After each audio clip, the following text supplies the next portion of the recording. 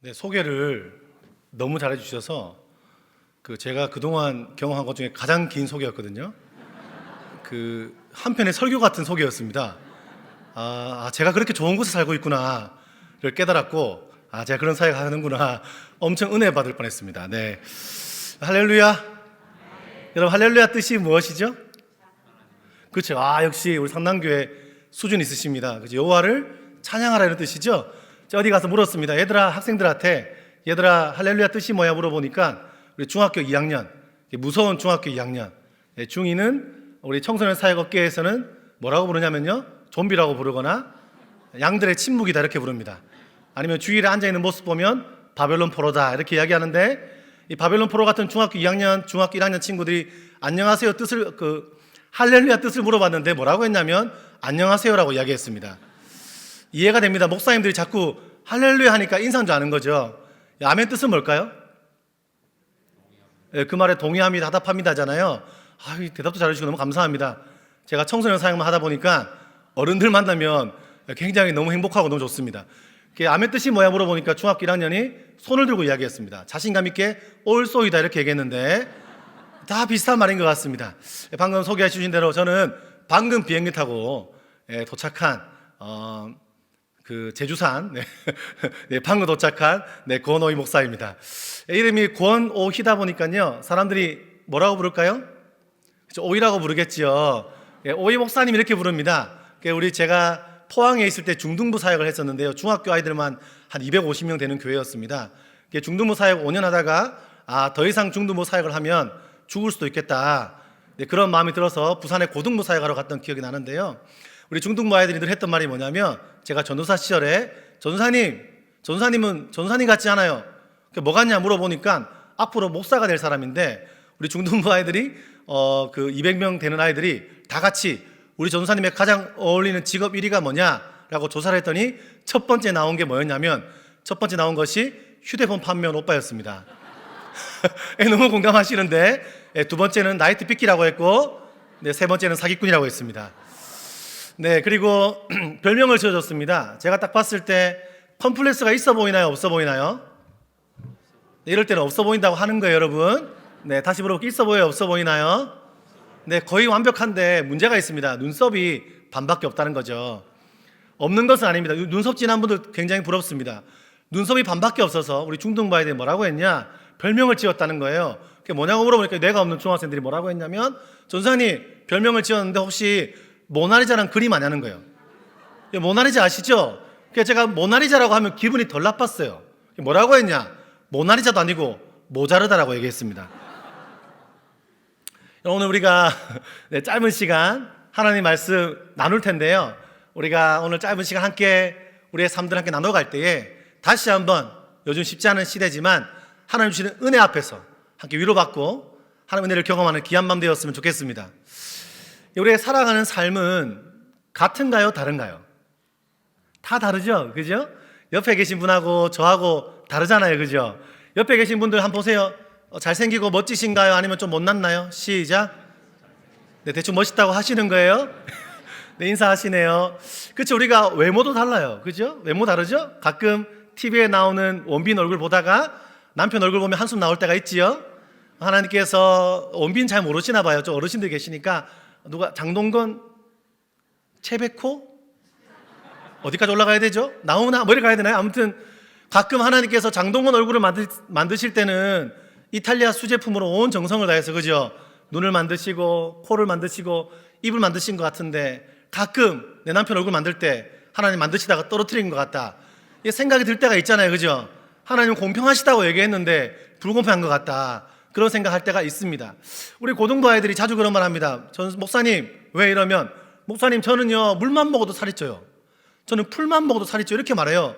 다이어트 실패했다는 거예요. 하는 말 이러는 거예요. TV에 나오는, 여러분들 잘 모를 텐데 아이린이나 TV에 나오는 누구 얘기하면서요, 애들 표현이 그래요. 연예인들은 보니까 하나님이 공평하다고 말했는데 안 공평하다는 거예요.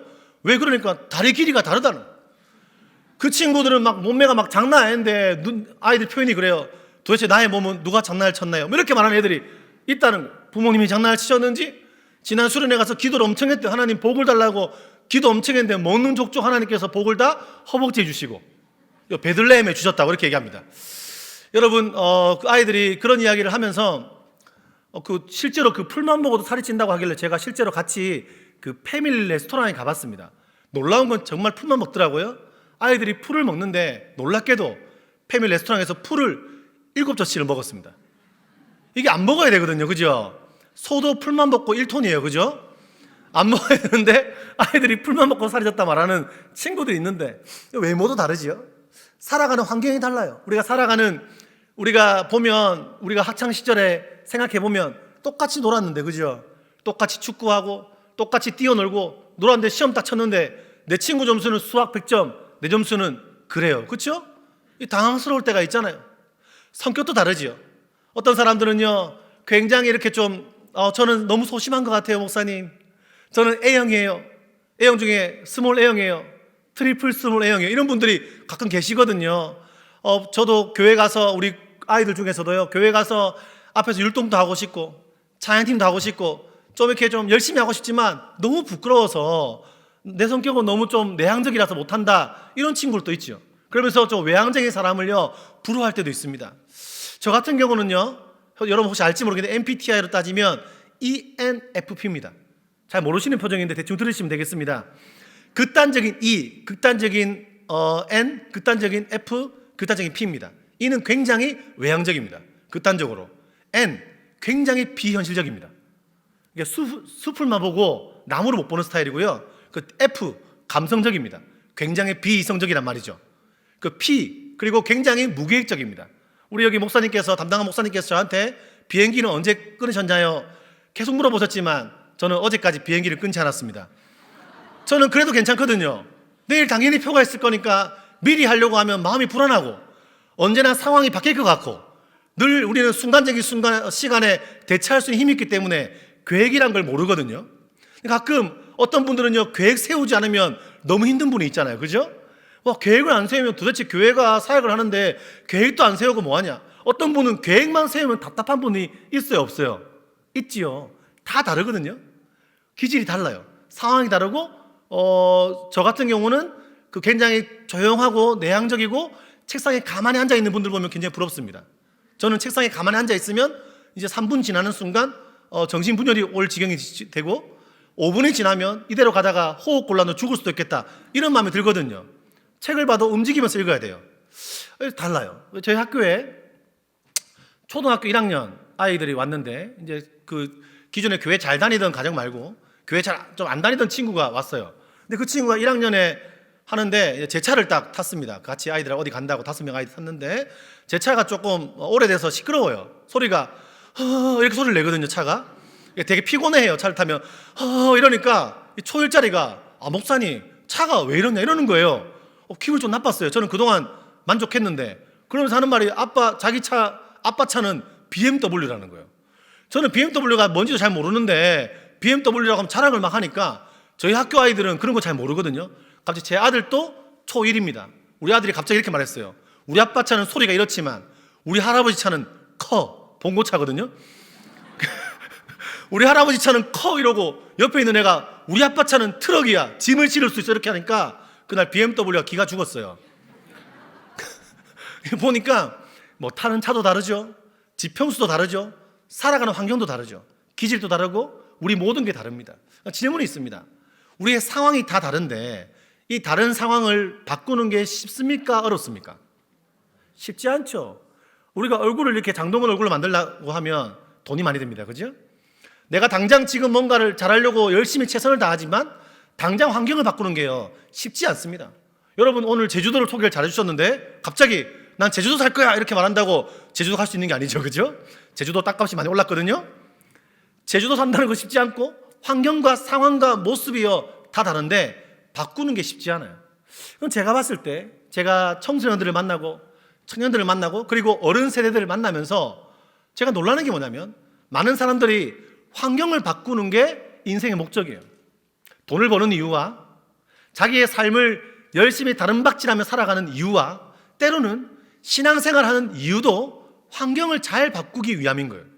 물론 그런 삶도 가치 있고 굉장히 소중하지만 사실은요 제가 봤을 때 지혜로운 크리스찬이라면, 지혜로운 하나님의 사람이라면 환경을 바꾸는 것보다 더 중요한 것은 무엇이냐면, 환경보다 그 환경을 바라보는 시각을 잘 바꾸는 사람이 저는 지혜로운 사람인 줄 믿습니다.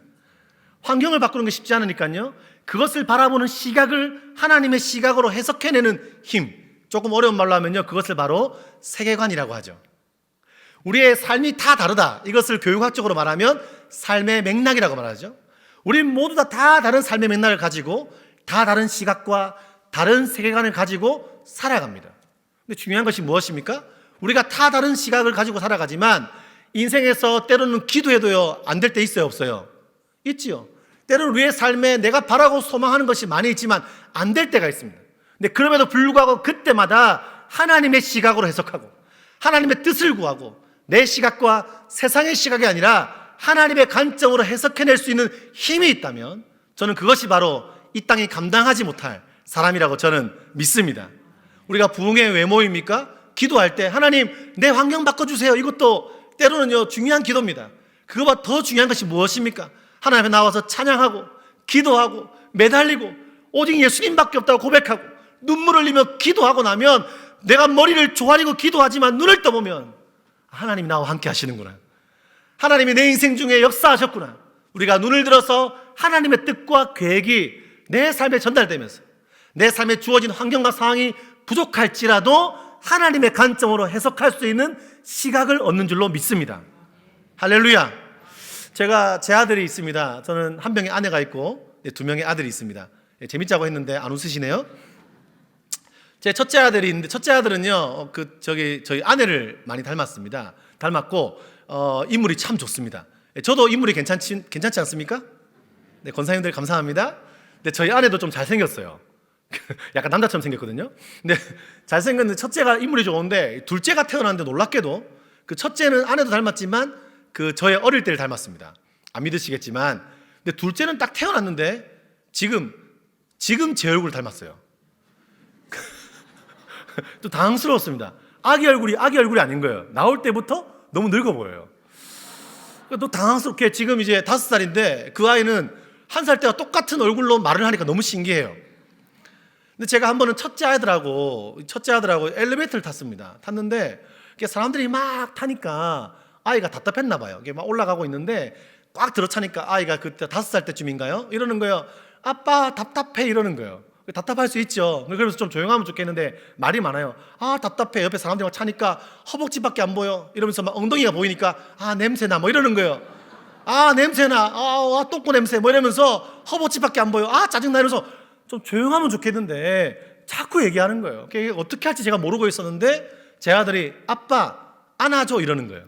그러니까 제가 죄송합니다, 좀 재수 없으셨죠, 이러면서 제가 아이를 이렇게 들서 앉았죠. 죄송하다고 익스큐즈 하고 아이를 탁 안았습니다. 그때 제 아들이 이렇게 말하더라고요. 휴 살았다, 이러더라고요. 얼마나 답답했겠어요. 여러분 휴 살았다 이렇게 얘기하는데 우리가 많은 부분에서 이 땅을 살아가면서 힘이 들고 힘겹고 하나님 내 인생에 함께 하시는 것 같은가 싶을 때가 있고 이 땅에서 많은 부분들의 여러 가지 상황들을 살아가지만 대부분 우리가 오늘 이렇게 모여서 기도하고 예배하다 보면 깨달은 것이 무엇입니까? 내 시선이 땅에 있다는 것을 알게 되는 거예요. 그죠? 내 시선이 그 옆에 있는 허벅지 답답하고 눈앞에 있는 것만 보이니까 그게 다인 것처럼 살아가지만 이 밤에 다시 한번 부흥회로 모여서 우리가 이름도 얼마나 좋습니까? 찰떡같이 지었어요. 찰떡 부흥회라고. 그죠? 재미없네요. 아무튼 그렇습니다. 이 찰떡 부흥회 다시 한번 하나님 앞에 기도하고 예배하는 말미암아 이 밤에 해야 될 것이 무엇입니까? 한마디 할 수 있는 거예요. 하나님, 내가 이 땅에서 열심히 살았지만 땅이 보이고 눈앞에 있는 문제가 보이고 절망이 보이고 우리 아이들이 나를 참 힘들게 하고 신앙생활에 괴리감이 있고 삶에 어렵고 힘들 때가 있지만 하나님, 아빠 안아주세요. 아멘 하십니까? 안아주세요 고백할 때 우리가 그분 앞에 잡힐 때 진짜 이 땅에서 휴 살았네 고백했던 것처럼 다시 한번 하나님의 시각을 소유하는 이 밤 될 줄로 믿습니다. 아멘. 할렐루야. 우리가 아멘 하지만 가끔은 환경이 원하는 대로 풀리지 않고 하나님께 애써 기도하지만 기도가 안 이루어질 때 있어요, 없어요? 있죠. 저도요, 저희 가정의 복음화 위해서 엄청 기도했거든요. 저희 집은 굉장히 이따 좀 나누겠지만 불교 집안에다가 아버지는 그 중간에 스님도 하셨어요. 스님. 그런 집안에서 예수를 믿으니까 복음화를 위해 기도했는데 쉽지 않더라고요. 한 번은 제가 고등학교 때 은혜를 입은 다음에 하나님 우리 집에 붙어있는 부적 떨어지게 하여 주시옵소서. 제가 얼마나 기도한지 모릅니다. 제가 기도 진짜 열심히 하고 금식 기도까지 하고 집에 갔는데 놀랍게도 부적이 2개가 붙어있더라고요. 너무 당황스러웠습니다. 여러분, 우리 하나님이 기도하면 이렇게 반이라도 잘라주시든지 2개를 붙여 놓으시는 거예요. 이게 뭐지? 이런 생각이 들더라고요. 제가 신앙생활 한 지 얼마 안 됐을 때인데 우리 그 고등부 아이들이 언제 신앙이 좋아지냐면요, 고3 때 신앙이 좋아집니다. 아무 신앙 없다 고3 되면 갑자기 기도를 하기 시작하죠. 언제 기도하냐? 시험 기간에 기도합니다. 하나님 말씀하여 주시옵소서. 최선을 다해 공부했는데 주님 말씀하여 주십시오. 이러면 주님께서 사랑하는 나의 딸아, 사랑하는 나의 아들아, 지금 내가 답을 너에게 택배로 붙였다. 1번에서 3번. 이러면 얼마나 좋을까요? 근데 해주시나요? 안 해주십니다. 주님 말씀하십시오. 제발 주님, 금식기도 아닙니까? 이번엔 주님 수학입니다. 주간식 말씀하여 주시옵소서. 2루트 3. 이러면 얼마나 좋을까요? 하나님이 응답 안 해요. 왜 슬픈 예감은 틀린 적이 없나? 1번을 기도하고 1번을 찍으면 2번이고 3번을 찍으면 4번이고 내가 진짜 되는 일이 없을 때가 있잖아요. 하나님께 우리가 매달리고 기도하고 하나님 앞에서 내가 헌신하고 헌금도 하고 나름대로 우리가 열심히 살아왔는데 때로 하나님이 나의 기도를 안 들어주실 때 이런 생각 들죠? 하나님 어디 계시지? 마치 필리안 씨가 썼던 내 안에 하나님이 없다라는 책 제목처럼 하나님 너무 멀리 있는 것 같고 내 안에 안 계신 것 같고 오래도록 신앙생활 해왔는데 이 기도 문제는 도저히 주님이 이루어질 것 같지 않아서 이제는 포기하고 낙심하게 되는, 마치 한 철학자가 말했던 사람은 마치 세상에 내 던져진 것과 똑같아. 때로 하나님 멀리 계신 것 같고 안 보이고 내 기도에 응답하지 않는 것 같고 하나님 어디 계실까? 그럴 때 있지 않습니까? 마치 하나님 아버지가 계시지만 입으로는 고백하지만 고아와 같이 어떻게 할지 모르겠고 마치 버려진 고아와 같이 의지할 곳이 없어서 괴롭고 힘들고, 근데 신앙생활 중직자고 신앙생활 열심히 해왔고 꽤 나름대로 순장이고 나름대로 높은 이렇게 지위를 나름대로 교회에서 인정받는 사람으로 살다 보니까 누구한테도 말할 데가 없어서 하나님께 나아가지만 한숨밖에 나오지 않는 분 혹시 있지 않습니까? 오늘 본문에 나오는 제자들이 예수님과 함께 했습니다. 예수님이요 놀랍게도 엄청난 일을 행하시죠. 놀라운 가르침을 보이셨습니다. 사람들을 고치셨습니다. 요한복음 2장에 보면 물이 변하여 포도주가 되었습니다. 오병이어에 수많은 사람들이 예수 그리스도를 따라가는데 그들을 빈들에 누이시고 놀라운 오병이어의 기적을 행하셨습니다. 너무 놀랐고 제자들의 마음 가운데 기대감이 있었습니다. 드디어 로마의 압제로부터 우리를 벗어나게 할 진짜 우리가 바라고 소망했던 왕이 오셨구나.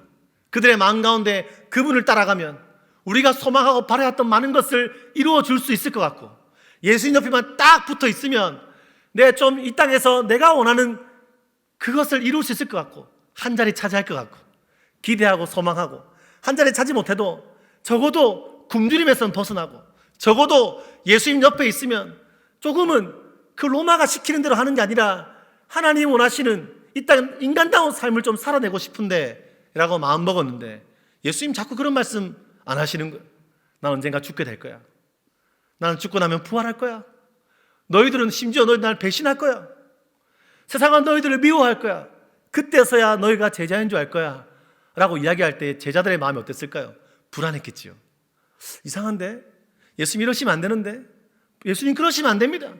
예수님 뭐라 하십니까? 넌 나를 부인할 거야. 3번이나. 베드로 당황스럽죠?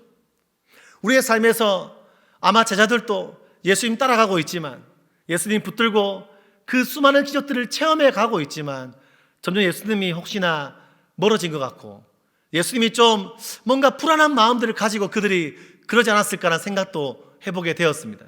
이번 주제가 찰떡, 부흥회, 찰떡같이 붙어있자 라는 제목을 들으면서 저는 이 본문이 떠오르더라고요. 예수님께서 말씀하시죠. 14장에 너희는 마음에 근심하지 말라. 하나님을 믿으니 또 나를 믿으라. 여러분 인생에 절망이 오고 고와 같은 마음이 들고 힘들고 지칠 때 다시 한번 하나님 믿음으로 의지하는 이 밤 되기를 축복합니다. 예수님 말씀하시죠. 내가 너희를 고아와 같이 버려두지 아니하고 너희에게로 오리라. 할렐루야. 예수님 약속하십니다. 내가 너희와 당장 너희들이 원하는 대로 되지 않지만 여러분 우리가 기도하고 소망하고 우리가 바라고 소망하는 것 이것저것 많이 기도하며 달려왔지만 예수님이 내가 원하는 대로 응답 안 해주셔서 그렇게 내가 헌신했고 그렇게 기도했고 그렇게 내가 헌금했고 달려왔는데 때로 하나님 나라 원하는 대로 안 이루어 주시니까 하나님 어디 계신가 싶을 때가 있지만 우리가 예배를 드리고 기도하고 이런 부흥회를 하다 보면 느끼는 게 뭡니까? 주님 말씀하시는 거예요. 걱정하지 마. 내가 너를 버리지 않았어. 걱정하지 마. 내가 너와 함께하고 있어. 걱정하지 마. 너는 고아가 아니야. 나는 너의 아버지야. 내가 너의 일평생에 너와 함께할 거야. 아멘 하십니까? 가정에 아픔이 있고 절망이 있고 자녀들을 위해서 눈물로 기도하지만 나의 자녀가 복음을 모르고 나의 자녀들이 주님 원하시는 삶을 살면 좋겠는데 안 되지만 주님 이 밤을 통해 다시 한번 무엇을 말씀하십니까? 걱정하지 마. 너의 아들도 너의 딸도 너의 손자 손녀도 나의 아들이야. 내가 너의 가정에 함께 하고 있고 너의 자녀들에게 함께 하고 너의 직장에 함께 하고 있고 너의 그 아프고 절망적인 상황 가운데 내가 너와 함께 하고 있어라고 주님 말씀하는 줄 믿습니다. 여러분 요한복음에 보면 나는 포도나무여 너희는 가지라고 말씀하잖아요. 여러분 포도나무의 가지가 해야 될 일이 무엇입니까? 가지가 해야 될 일은 유일합니다. 포도나무에 붙어 있으면 됩니다. 우리가 포도나무 대신 주님께 붙어서 그분 안에 숨쉬고 그분의 마음을 품고 그분의 사랑을 경험하고 주님이 내 안에 내가 주님 안에 있을 그때에 때가 되면 하나님의 열매가 여러분의 기도의 소리를 통해서 하나님의 열매가 우리 할아버지 할머니들의 손자들을 향한 기도의 눈물의 기도를 통해서 교회를 지키시고 지금도 새벽마다 부르짖고 한국교회와 창원 땅과 성남교회를 위해서 기도하시는 여러분들의 기도를 주님 들으시고 그분께 붙어서 기도하는 여러분의 기도를 통해 주님께서는 반드시 이 땅에 열매를 맺을 줄 믿습니다. 여러분 저는 저희 이야기를 좀 나누겠습니다. 저는요 아버지가 계신데 안 믿는 가정이라 했잖아요. 안 믿는 가정에 신앙생활 했습니다. 제가 건가고요. 제가 제주도 사람이라는데 자꾸 사투리를 쓰니까 놀라우시죠? 저는 원래 대구 사람이고 부산에 오래 살았습니다. 제가 너무 행복한 게 뭐냐면 말이 꽤 빠른 편인데 여러분들이 알아들으신다는 게 너무 놀랍습니다.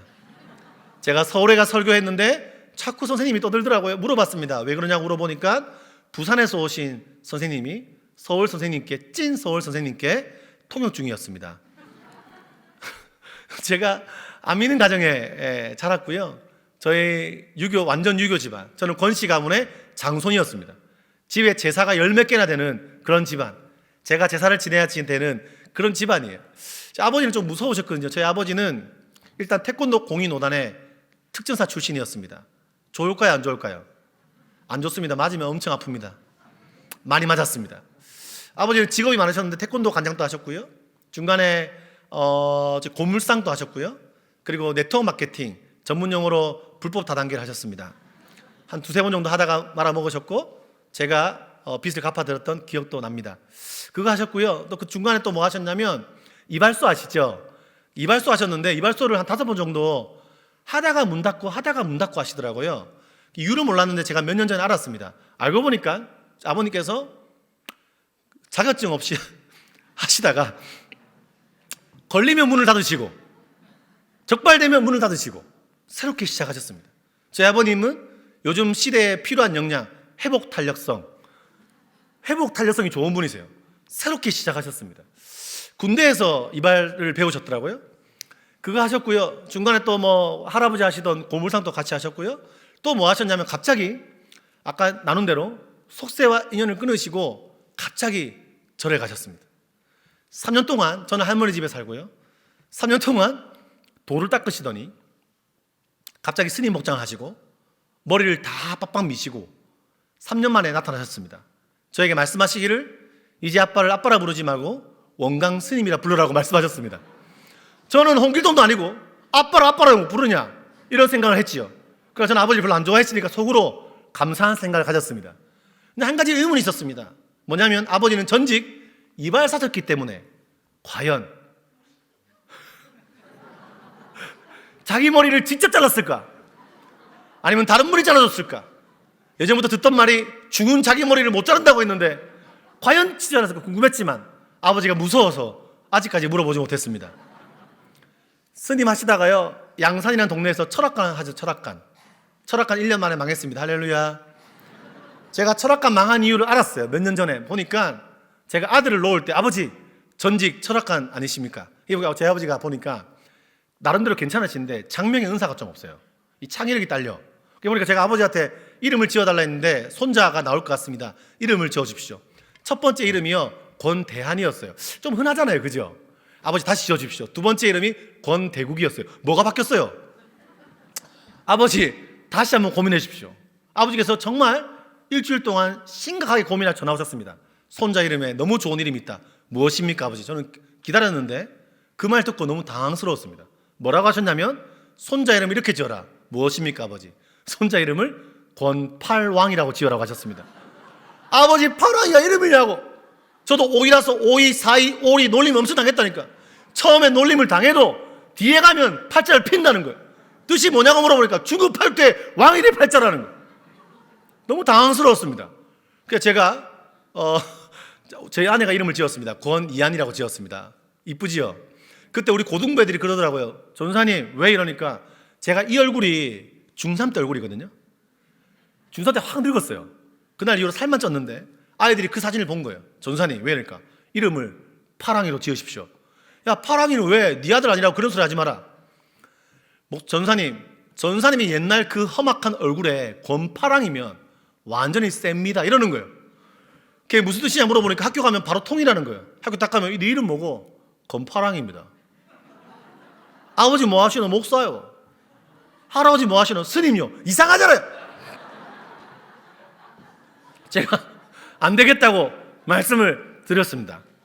그래서 제가 철학과 망하신 다음에 아버지께서 스님 하셨던 속세와 인연을 끊었던 그분이 갑자기 뭐 하셨냐?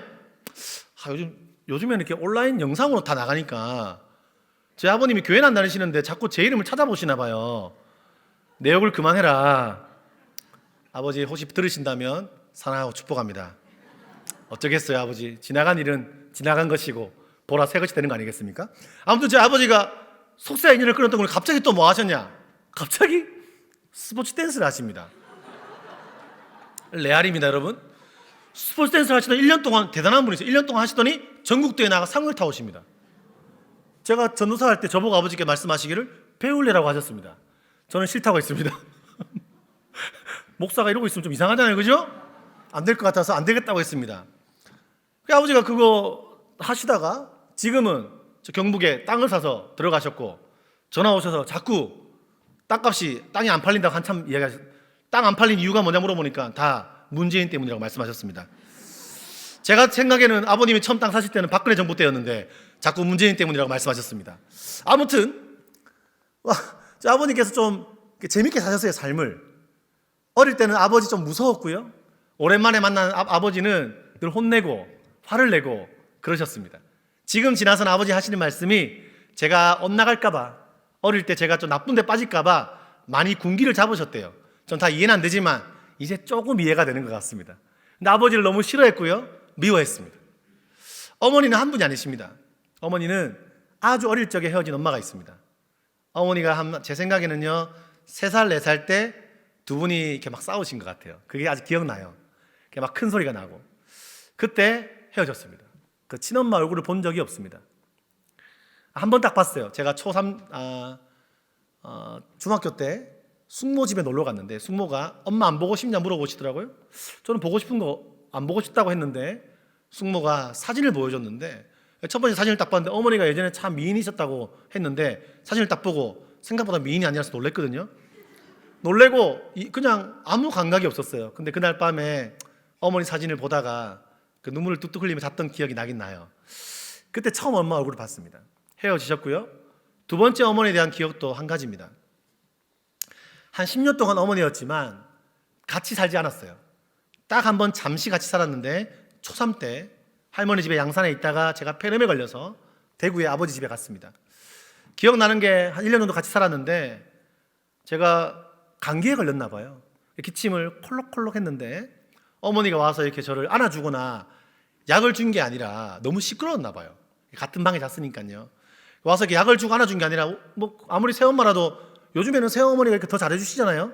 뭐 집에 가까이 한두 분 없나요? 아무튼 그런데 약을 주고 안아준 게 아니라 너무 시끄러운 저를요 발로 찼어요. 초3인데 그게 지금도 이해가 안 돼요. 발로 차니까 제가 기침을 콜록콜록 하다가 눈물 흘리며 잤던 기억이 납니다. 세 번째 어머니는요, 그 두 번째 어머니 헤어지시고요, 세 번째 어머니는 아버지께서 스님할 때 만나신 전보는 보살님이셨어요. 여러분 보살님 아시죠? 실제로 신 들리신 분 있잖아요. 여러분 강신무가 있고 세습무가 있고 학습무가 있는 거 아시죠? 저희 집안이 영적인 집안이거든요. 저희 고모도 유명한 보살이세요. 울산바에 신 받으신 분. 저희 어머니도 신 받으시고 이렇게 막 굿하시는 그런 분이었고, 저 어릴 때 저는 고모 집에 가서 그런 데 맨날 잤어요. 그런 집에서 맨날 자고 했는데, 저희 학습무는요, 이렇게 눈치로 하시는 분들 있죠. 점집에 딱 들어오시면 이렇게 말하는 거죠. 집에 무슨 일 있지? 어떻게 하셨어요? 무슨 일 있으니까 간 거예요. 그죠? 이해되시죠? 혹시 집 마당에 사과나무 있지? 없는데요? 있었으면 죽었어. 뭐 이런 거 있잖아요. 이게 눈치로 아는 분들이고, 저희 어머니는 강신무. 근데 신들린 분들이 끝이 안 좋거든요. 예수님 잘 만나면 괜찮은데, 저희 어머니가 뇌출혈로 돌아가셨습니다. 제가 어머니 기회 되고 복음을 전했던 기억이 나는데 잘 모르겠어요. 20살 때 제 손으로 장례를 다 치렀습니다. 저희 고모도 간질러 들어누우셔서 제가 몇 년 전에 가서 복음을 전했는데요. 세 번째 어머니가 돌아가셨어요. 엄마 복이 지지리 군산이 없는 건지, 또 다르게 생각하면 엄마 복이 또 많은 거기도 해요. 엄마가 많잖아요. 그죠? 그래서 관점을 바꾸면, 그죠? 엄마 복이 많은 건지. 네 번째 어머니는 제가 25살 때 필리핀에 단기 선교를 떠났다가 잠시 은혜 받고 제가 떠난 다음에 잠시 집에 왔는데, 또 재허락, 6개월 만에 잠시 집에 왔는데 또 재허락 없이 새엄마가 와 있었습니다. 아버지께서 엄마라 불러라 이러시더라고요. 그래서 제가 아버지를 따로 불렀습니다. 이제 좀 컸잖아요. 아버지, 그동안 이 공식적인 아줌마들 외에, 엄마들 외에 지나간 아줌마들까지 제가 제대로 못 대한 적이 있습니까? 근데 엄마가 너무 많습니다. 너무 많으니까 유예기간이 필요하지 않겠냐. 6개월 뒤에 제가 한국에 돌아올 건데 그때까지 엄마로 계시면 엄마를 모시겠다 했는데 지금 10몇 년 흘렀거든요. 감사하게도 잘 사세요. 너무 감사하죠. 우리 창원 상남교회 성도님들이 꼭 기도해 주셔야 됩니다. 하나님, 고노예 목사, 제주도 산다고 하는 눈썹 안 바뀌는 고노예 목사 어머니가 더 이상 생기지 않게 하여 주십시오. 꼭 기도해 주세요. 이게 기도 꼭 필요해요. 왜냐하면 간증하려면 너무 길어져요. 일단 제 아들들한테 누구를 할머니로 소개할지 당황할 때가 있습니다. 제가 그런 집안에 짧게 이야기했는데요. 제가 자존감이 높았을까요? 낮았을까요? 낮았죠. 제가 감사하게 교회를 다녔는데 하나님의 꿈, 하나님의 복음, 웃긴 소리죠. 뭘 위해 살지도 모르겠고 꿈, 소망 아무것도 없었습니다. 주로 하는 친구들하고 하는 게 있다면요, 나쁜 짓이었어요. 주로 하는 스포츠가 남의 물건을 나의 것으로, 이런 스포츠 아세요? 이 물건 내 거 하면 내 거 되는 게임 있잖아요. 주로 친구들과 팀을 짜서, 제가 리더십이 있었거든요. 팀을 짜서 지나가는 친구들한테 너의 주머니에 있는 물건을 나에게 다오, 이런 거 있잖아요. 나쁜 짓을 많이 했어요. 제가 기억나요. 막 공장도 털고요. 진짜 제가 돌아보니까 10대 때 어디도 제가 의지할 데가 없으니까, 할머니 집에 사는데 용돈을 많이 받는 게 아니니까 그 용돈 때문에 아니고 뭔가 마음이 허한 거예요. 이거 훔치고 저거 훔치고 도벽이 심했습니다. 유일하게 좋아하는 건요, 오토바이 타고 돌아다니는 거였습니다. 오토바이 타고 돌아다니면요, 속력을 60km, 70km, 80km, 90 달리면, 제가 왜 좋아하는가 돌아보니까 그때서야 기억을 좀 잊어버리는 거예요. 엄마에 대한 원망, 아빠에 대한 원망. 제가 엄마도 원망했거든요. 친엄마. 아무리 아버지 싫어서 떠났어도 친아들 얼굴 보러 한번 올 수 있지. 어떻게 친아들 얼굴 보러 한 번도 안 오냐. 그런 원망들. 아버지도 이럴 거면 나를 왜 낳아서, 아버지 책임도 안 지키면서 나를 왜 낳았냐. 제 마음에 그런 불만이 가득했고요. 사회에 불만도 많고, 지나가는 아이들하고 만나면 싸우고 욕하고, 그냥 인생을 마음대로 살았어요. 그때도 오토바이 타려고 달리면 그때서야 조금 잊어버리다가요, 두 손 놓고 죽으면 좋겠다, 이런 생각 자주 했습니다. 아버지는 있었지만, 친엄마가 어디가 있었고 새엄마가 있었지만, 고아와 같이 아무것도 의지할 것 없이 살았던 게 저의 모습이었던 것 같습니다. 그러다가 제가 수련회에 참석했습니다. 교회를 다녔는데요, 그 수련회 갈 마음이 없는데 친구가 멋지게 전도했습니다. 뭐라고 전도했냐면, 연합수련회인데 수련회 가면 예쁜 여학생 많다, 이렇게 얘기했어요. 그 말 듣고 갔는데 알고 보니까 예쁜 여학생은 없고 다 형제 자매만 있었고, 자매들이 기도하다가 마스카라가 지워져서 너무 무서웠습니다. 근데 갔는데 한 600명 되는 사람들이 모였어요. 앞에 있는 목사님이 이러는 거예요. 한동대학교 채플실이었거든요. 앞에 있는 분들이 말하기를 여러분들은 하나님의 걸작품입니다 이러는 거예요. 애들 다 아멘하는 거예요. 그때부터 화가 나기 시작. 안 그래도 속아서 왔는데 갑자기 화가 나는 거예요. 작품? 웃긴 소리 하지 말라고. 목사인 당신은 작품이겠지. 내 상황 대보고 하는 말이야? 난 엄마가 4명인데 그때는 3명이었어요. 엄마가 3명인데 학교에서는 쓰레기라는데 내가 작품이라고? 웃긴 소리 하지 말고. 당신은 목사니까 말도 잘하고 당신은 목사니까 뭔가 공부도 많이 한 것 같고 인생에 어려움은 없겠지. 나 같은 인간에게 작품이라고? 내 입장을 하나도 이해 못하고 말하는 것 같은 거예요. 제가 진짜 그때 막 욕설을 얼마나 한지 몰라요. 입에 담을 수 없는. 근데 그 원망이요 고스란히 하나님께 갔습니다. 하나님 있으면 나와보라고. 저도 기도해봤거든요. 엄마 보고 싶다고. 저도 기도해봤어요. 아버지와 관계가 좀 좋아졌으면 좋겠다고. 저도 기도해봤어요. 과거로 돌아가고 싶다고. 하나님 있으면 나와보라고. 얼마나 삿대질한지 모릅니다. 다른 사람들은 기도하고 있을 때 저 혼자 하나님께 삿대질하기 시작했습니다. 그때부터 제 인생의 원망과 제 인생의 절망과 온갖 나올 수 있는 나쁜 생각이 나면서 막 수련해서 막 짜증나기 시작하는 거예요. 근데 그러고 있는데 한 형이 찾아옵니다. 그 형이 저한테 이러는 거예요. 자기가 자기 조장이래요. 전 처음 보는데 자기가 조장이래요. 그 형에 대한 기억은요 오래됐으니까 하나만 기억납니다. 뭐가 기억나냐면 얼굴이 겁나 컸고요. 입냄새가 많이 났습니다. 얼굴이 되게 느끼하게 생겼었어요. 근데 저보고 눈을 쳐다보라는 거예요. 여러분 생각해보세요. 남자끼리 눈을 쳐다보는 게 정상적이 안 정상적이에요? 이 비정상적이죠. 우리가 교회 다녀서 안 이상한 건데 남자끼리인데 내가 누나였으면 말도 안 해요. 눈을 쳐다보래요. 눈을 쳐다보더니 갑자기 저보고 손을 들래요. 이렇게 교회에서 많이 하잖아요. 그 손을 들고 갑자기 제 눈을 보더니 이러는 거예요. 당신은 사랑받게 태어난 사람 아시죠? 이 노래가 그때 처음 나왔고 그 노래 만드신 분이 싱어로 서 있었어요. 그 수련회에서 처음 불렀어요.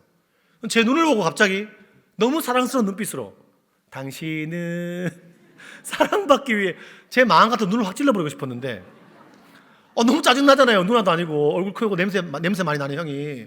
너무 싫었어요. 그게 기억나요. 그러고 하루가 지났어요. 둘째 날이 되니까 애들이요 막 춤을 추며 찬양하는 거예요. 저 이해가 안 됐어요. 왜냐면 저는 너무 피곤했거든요. 수련회 둘째 날 되면 얼마나 피곤합니까? 근데 애들이 춤을 춰요. 막 나 기뻐하리 막 춤추고. 저는 무슨 생각했냐? 분명히 우리 교회 아이들이 나를 빼놓고 자기들끼리 홍삼을 처먹었다 이 생각했어요. 보면서 막 춤추고 찬양하면요 와 쟤는 참 관절도 좋아요 이러면서 보고 있었다고요. 3일째가 되었습니다. 4박 5일 수련회였거든요. 3일째가 됐는데 갑자기 불이 꺼지면서 기도를 해요. 애들이 너무 무서웠어요. 애들이 울기 시작하는 거예요. 옆에 있는 친구가 그 방언기도 아세요? 갑자기 방언기도 ABCD ABCD ABCD 막 방언기도 하는 거예요. 옆에 있는 친구가 코카콜라 여기서는 에베베 이상한 소리가 막 나는데 진짜 너무 무서워갖고. 더 놀라운 건 저랑 같이 늘 남의 물건을 나의 것으로 했던 친구, 여자 만나러 갔던 그 같이 수련회 갔던 친구가 있었잖아요. 갑자기 걔가 분위기가 이상해. 애가 갑자기 우는 거예요. 울면서 하나님 저는 죄인입니다 뭐 이러는 거예요. 그 내가 뭐라고 했냐? 네가 죄인인 건 다 안다. 네가 죄인인 건 온 동네에서 다 안다. 너 엄마도 알걸? 그러면서 제가 나한테 죄 지은 거 말해봐 듣고 있었어요. 근데 막 방언기도 하고 울고 이러니까 제가 그때 어떤 생각이 진짜 너무 무서운 거예요. 내가 사이비 집단을 잘못 왔구나. 얘들이 약을 먹었구나 이 생각이 들어서 그날 밤에 집에 도망가려고 도망 나갔습니다. 놀랍게도 20몇 년 전에 한동대 가보신 분 아는데 나가는 순간 한동대 밖에 갈 데가 없습니다. 걸어가면 걸어갈수록 칠흑 같은 어둠이고 귀신이 나올 것 같아서 다시 돌아갔습니다. 너무 무서워서. 또 하루가 지났습니다. 마지막 날 다 포기했어요. 이 자리에 앉아 있었습니다. 내일이면 집에 가니까요. 이상한 느낌이 들어서 눈을 떠봤는데 첫날에 그 형이었습니다. 갑자기 저한테 또 눈을 보라는 거예요. 다 포기했어요. 쳐다봐줬어요. 내일 가잖아요. 손 들어줬어요. 이번에는 제 눈을 그 첫날보다 100배는 더 느끼한 표정, 은혜 많이 받았잖아요. 안 씻어갖고 입냄새는 더 많이 났어요. 근데 그 표정으로 제 눈을 보더니 당신에다가 제 이름을 넣었어요. 오희는 사랑받기 위해. 더 놀라운 거는 그 형이 갑자기 눈물을 흘려요. 제가 그때 그 순간 어떤 생각이냐, 드디어 이 형이 미쳤구나. 근데 갑자기 그 형이 눈물을 흘리며 제 노래를 불러주고 있는데 태초부터 시작된 하나님의 사랑은 우리의 만남을 통해 열매를 맺고 그 부분을 부르는데 갑자기 저도 모르게 제가 눈물을 흘리고 있는 거예요. 그래서 속으로 내가 왜 이러나, 내가 미쳤나 이런 생각이 드는데 내가 왜 이러지? 같이 눈물을 흘리다가 좀 부끄러운데 갑자기 제가 그 형 품에 안겼어요. 안겨서 오이는 사랑받기 위해 태어나서 막 울었던 기억이 나요. 속으로는 내가 왜 이러지 싶은데 유머를 눈물을 흘렸는데 태초부터 시작된 하나님의 사랑이 우리의 만남을 통해 열매를 맺고, 여러분 우리가 오늘 짧게 만났지만 우리의 만남을 통해 주님은 열매를 맺는 줄 믿습니다. 오희가 이 세상에 존재함으로 인해 나에게 얼마나 큰 기쁨이 되는지 그 말을 듣는데 유머를 눈물을 제가 많이 흘렸습니다.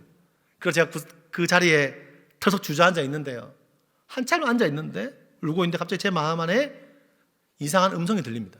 음성인지 생각인지 마음인지 모르겠어요. 근데 뭐가 소리가 들려요. 어떤 말이었자면 사랑한다 아들아. 눈을 떠봤어요. 혹시 그 형일까 봐. 근데 그 형이 없더라고요. 그 순간 아, 저 사람들이 말하는 그분, 저들이 말하는 하나님이 오셨구나, 그런 생각이 들었습니다. 다시 눈을 감았는데 하나님은 의심 많은 저를 아시고 다시 한번 말씀하셨어요. 사랑한다 아들아. 저는 아직도 그 따뜻한 음성을 잊지 못하는데요, 하나님께 그날 많이 기도했습니다. 기도가 아니었죠. 그냥 울부짖었죠. 정말 저 사랑하세요? 저 엄마도 보내버렸는데요. 정말 저 사랑하세요? 저 하나님 원망하고 늘 하나님께 쌍욕했는데요. 학교에서는 쓰레기를 하는데요. 하나님 다 아시잖아요. 제가 얼마나 많이 나쁜지도 많이 다 아시잖아요. 정말 사랑하세요? 그날 밤에 얼마나 주님께 부르짖은지 모릅니다. 근데 그날 밤에 놀라운 기적이 뭐냐면 환경은 그대로였어요.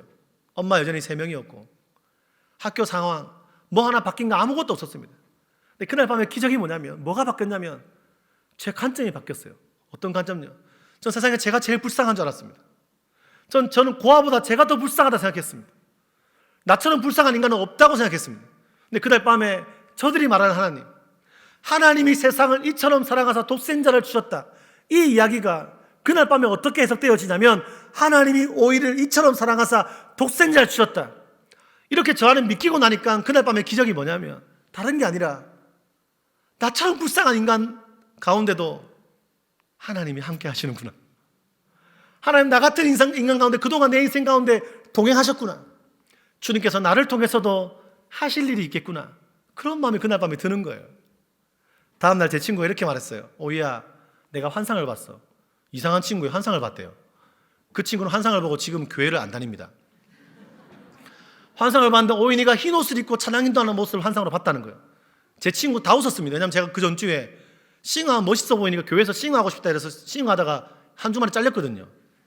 왜냐하면 노래가 인도하시는 분이 기뻐하며 이렇게 불렀습니다. 노래가 기뻐하며 승리의 노래인데 저도 뭐 불렀냐면 혼자 기뻐하며 딴 거 불렀어요. 예배가 멈췄습니다. 저보고 중복도 팀장을 해라고 하셨습니다, 선생님께서. 근데 그때 제가요 작은 소리로 뭐라고 했냐면, 제 친구 다 웃었는데, 왜냐면 제가요 목사 된다면 다 웃을 것 같아서, 제가 그런 거 말 한다고 하면 다 비웃을 것 같아서 너무 작은 모기 같은 소리로 고백했습니다. 하나님, 제가 잘 모르겠는데 어젯밤에 하나님의 음성을 듣고 나니까, 예수님 사랑을 제가 경험하고 나니까 너무 좋은데, 그 예수님의 은혜를 제가 경험하니까 너무 좋은데, 저도 언젠가 때가 되면 저 앞에 서서 누군가에게 하나님 사랑 전해주는 저 사람들처럼 저도 누군가에게 그 사랑 전해주고 싶어요라고 그날 밤에 아무도 모르게 작은 소리로 기도했습니다. 어쩌면 오병이어의 작은 떡과 물고기처럼 너무 작은 저의 고백이었는데 하나님 그 고백을 들으셨는지 지난 시간 동안 청소년들을 만나게 하시고요, 많은 사람들 만나서 하나님의 말씀을 전하게 하시고 지금까지 제 삶을 인도해 오신 것 같습니다. 고아 같은 인생인 줄 알았는데 지나보니까 하나님이 인도하셨습니다. 여러분 삶 가운데 때로는 절망이 있고 아픔이 있고 하나님 어디 계신 것 같고 하나님 멀리 있는 것처럼 보이고 코로나 기간 동안에 도대체 하나님은 더 멀리 느껴지는 상황 같지만 여러분 기억하십시오. 하나님이 여전히 지금 우리의 삶 가운데 함께 하십니다. 제가 그렇게 하나님께 쓰임받다가요, 하나님이 7년 전에 제주 땅에 대한 부르심을 주셨습니다. 제가 우리 고등부 아이들이 많았어요. 중등부가 250명 했던 교회도 고등부에 대한 100명 되는데 2년차 때 뒤통수를 보는데 이름 모르는 애들이 있는 거예요. 아, 이렇게 내가 더 이상 사역하면 사꾼 되겠다 싶어서 기도했어요. 하나님, 제가 첫 번째 사역지처럼 중고등부만 20명 되는 교회에 가서 전임 사역하고 싶다고 기도했습니다. 근데 중고등부만 20명 되는 전임을 쓸 리가 없잖아요. 근데 제가 제주도 갔다가 지금 담임 목사님, 충신교회 담임 목사님께서 밥 먹재요. 아는 분이었습니다. 밥 먹으면 하시는 말씀이 제주도는 이혼율 1위, 재혼율 1위, 쓰레기 배출량 1위, 우울증 1위, 보고마율 꼴찌. 여기는 선교지나 다름없다. 여기는 선교지나 다름없고 제주도에 청소년 사역자들이 아무도 안 오려고 한다. 왔다가도 금방금방 떠난다. 건전호사, 다음 세대 사역자가 제주도에 없는데 복음의 불모지 제주에 와서 한번 베팅해볼 마음 없냐 이러시는 거예요. 저는 담임 목사님이 베팅이라는 말을 쓰길래 당황스러웠습니다. 도박용어를 쓰시길래. 근데 그날 밤에 제가 아내한테 물었어요. 여보, 지금 있는 교회나 오라는 교회들은 이력서 많이 들어오던데 사실 제주도는 현재 많이 안 온다고 하니까 가는 거 어때 물었는데 아내가 좋다고 하더라고요. 그 얘기를 듣고 제가 제주도로 비행기에 몸을 실었습니다. 가면서 제가 하나님, 제가 이런 기도했습니다. 비행기 안에서 하나님, 제가 제주 충신교회 중고등부에서 가지만 제가 제주도 전체 아이들을 품고 갑니다. 제가 육지와 제주를 연결하는 다음 세 사역자가 되겠습니다. 지금 생각하면요, 네가 뭐라고 전체를 품어 이렇게 좀 생각이 되는데요, 저는 그렇게 기도했습니다.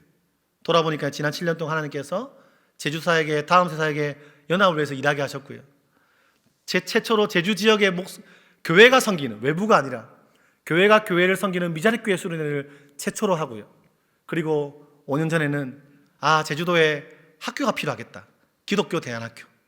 제가 매주마다 아이들을 만나고 이것저것 사역 다 해봤는데 아이들 좀 매일같이 만나서 아침마다 같이 큐티하고 기도하고 기독교 교육을 하고 일반적인 공부를 하지만 입시 위주의 공부가 아니라 창의적인 교육과 자기주도 교육과 정말 하나님 앞에서 매일같이 만나서 믿음의 용사를, 한국 교회가 어려워진다고 말하고 다음 세대가 없어진다고 말하고, 다음 세대가요, 고등학교 아이들이 졸업하면요 10%도 남아있지 않습니다. 청년 가면 10% 남아있지 않다고 하는데 적은 인원이라도 제주 땅에서 미래를 준비하는 다음 세대를 위한 학교를 해야 되겠다 마음을 먹고 학교를 시작했습니다.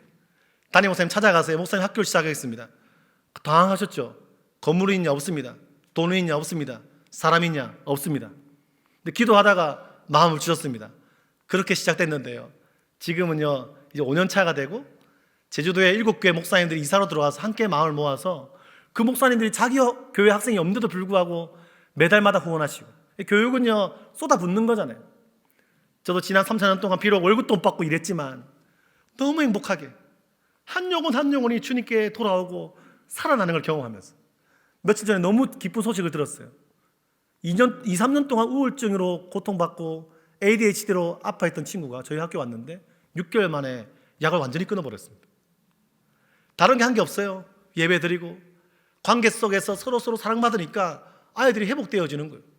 우울증이 있던 아이들이 우울증 약을 끊고요, 그리고 자신의 비전과 꿈을 가지고 기독교 교육으로 멋지게 살아보겠다는 아이들이 와서 자기의 꿈과 비전을 찾아가는 일들을 보면서 제가 그런 생각이 들더라고요. 참, 내가 고와 같이 살고 내 몸 하나 근사하지 못하는 사람이었는데 하나님이 나를 만나주시고 나에게 사랑을 주시고 은혜를 주시니까 이제 내가 어쩌면 부모가 있어도, 어쩌면 친구들이 많아도 고와 같이 살아가는 아이들, 영적인 사생아처럼 살아가는 그 아이들에게 하나님의 사랑과 하나님의 긍휼과 하나님의 역사를 알려줄 수 있는 사람, 그들의 손을 잡을 수 있는 사람이 된다는 것에 너무 감사한 거예요. 하나님께 기도했어요. 하나님, 제가 하나님께 뭘 더 바랄 게 있겠습니까? 하나님 앞에 제가 뭘 더 바라겠습니까? 지팡이 같은 저 같은 인생을 쓰신 하나님 너무 감사합니다 라고 고백했던, 최근에 그런 고백을 드렸던 기억이 납니다. 사랑하는 여러분, 하나님께서 이 교회에, 여러분 직장에, 그리고 여러분 각자의 그 가정에 하나님이 우리를 부르신 줄 믿으시길 바랍니다. 때로는 마음에 들지 않고, 때로는 내가 왜 여기 있나 싶을 때가 있고, 내 계획대로 되지 않은 것 같지만 중요한 것은 하나님이 지금도 우리의 삶과 동행하셨고 우리 가운데 역사하셨습니다. 외롭고 지치고 힘들 때가 있지만, 허무한 시절을 지나가지만 성령께서 우리의 삶을 인도하고 있음을 믿습니다. 방금 제가 나눴던 이야기는 저의 이야기지만 사실 권사님들, 장로님들 나누지 않았지만 각자의 삶 속에 하나님 역사하신 것들을 우리가 보지 않습니까? 이 밤을 통해 다시 한번 지나간 과거를 돌아보고 모든 것이 주의 은혜였습니다 고백하는 이 밤 되었으면 좋겠습니다. 여러분, 제 아들 이야기 하나만 하고 마치겠습니다.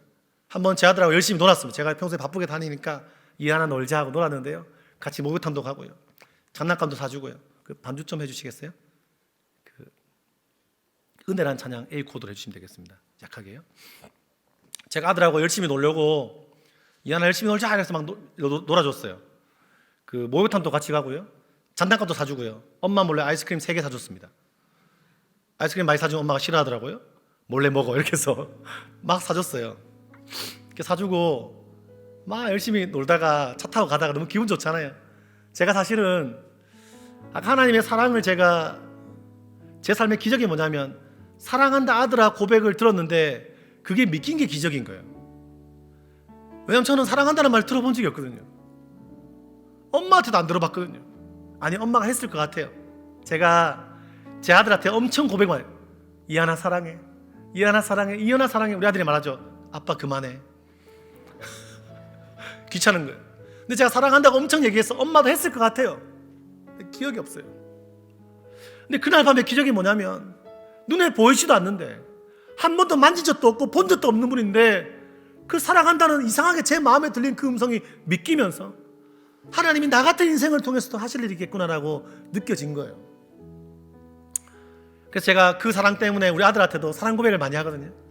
그러니까 제가 차 타고 가다가 열심히 놀다가요, 이하나 사랑해, 이하나 이러더라고요. 아빠 나도 사랑해 이러더라고요. 기분 좋았어요. 아니야 아빠가 더 사랑해. 이하니가 아니야 내가 아빠 더 사랑해 이러더라고요. 그러니까 내가 말했어요. 아니야 아빠가 더 사랑해. 이하니가 더 사랑해.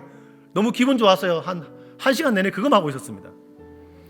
애가 필살기를 쓰더라고요. 나는 아빠 안에 있잖아. 아빠는 하늘만큼 땅만큼 장난감만큼 초콜릿만큼 아이스크림만큼 사랑해 이러더라고요. 제가 물었어요. 아무 생각 없이. 이하나 아빠 왜 사랑해?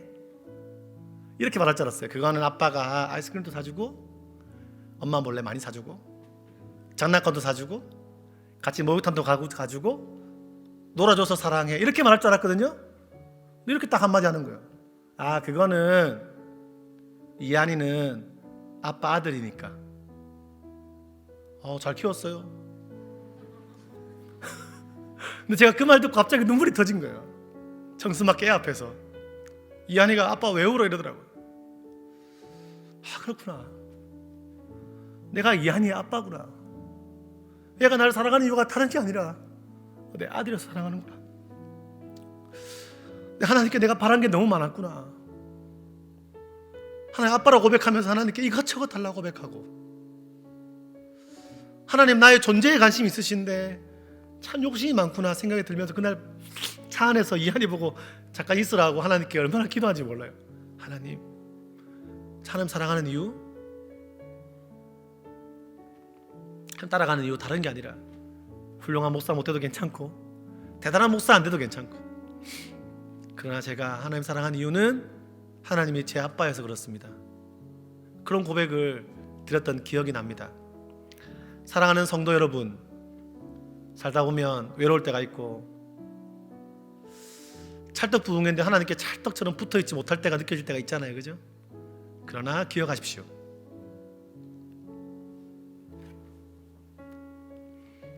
우리 하나님 아버지는, 우리 하나님은 여러분들의 아버지십니다. 지금도 우리의 신음소리에 귀를 기울이시고 여러분의 기도의 그 작은 소리에 목소리에 귀를 기울이시고 갖고 있는 절망과 아픔 중에 함께하기를 즐겨하시는 하나님, 우리가 할 건 하나입니다. 하나님 손 붙들고 하나님 안아주세요 라고 고백하면서 하나님께 안기는 겁니다. 그분께 붙어있는 겁니다. 이 밤에 다시 한번 하나님 앞에 깊이 붙들려서 철썩 붙어서 하나님과 깊은 교제하는 이 밤 되기를 축복합니다. 함께 이 시간 찬양 하나 하겠습니다. 은혜란 찬양입니다. 우리 찬양팀 도와주시고요. 하나님 감사합니다. 돌아보니 하나님 은혜 없이 된 것이 아무것도 없습니다. 때로 우리 잘난 척하며 열심히 살아왔지만 돌아보면 하나님의 은혜 없이 된 것이 아무것도 없습니다. 부족하고 약한 나의 삶 가운데 찾아오셔서 고와 같은 우리의 삶을 붙드시고 지금도 우리의 삶 가운데 오셔서 끊임없이 약속하시고 붙드시고 인도하여 주신 하나님의 은혜에 감사합니다. 오늘 이 밤도 하나님 앞에서 하나님의 자녀임을 알게 하시니 감사합니다. 내가 하나님 안에 있음에 감사합니다. 세상과 돈과 명예와 세상 많은 것에 붙들린 것이 아니라 주님 안에 붙들려 있음에 감사합니다. 주님께 붙어 있음에 감사합니다. 나의 자녀들과 나의 가정과 내 삶이 하나님께 철석 달라붙어 하나님 안에서 열매 맺는 나의 삶 되게 도와 주시옵소서. 세상에서 말하는 명예와 세상에서 말하는 것 기웃거리며 살지 않게 하시고 믿음 안에서 주님 붙들고 하루하루 주님 찬양하며 주님 안에서 돈 벌고 주님 안에서 돈 쓰고 주님 안에서 섬기고 주님 앞에서 헌신하는 우리의 모든 삶 될 수 있게 역사하여 주시옵소서. 우리의 소망 되시는 주 예수 그리스도의 이름으로 기도드렸습니다.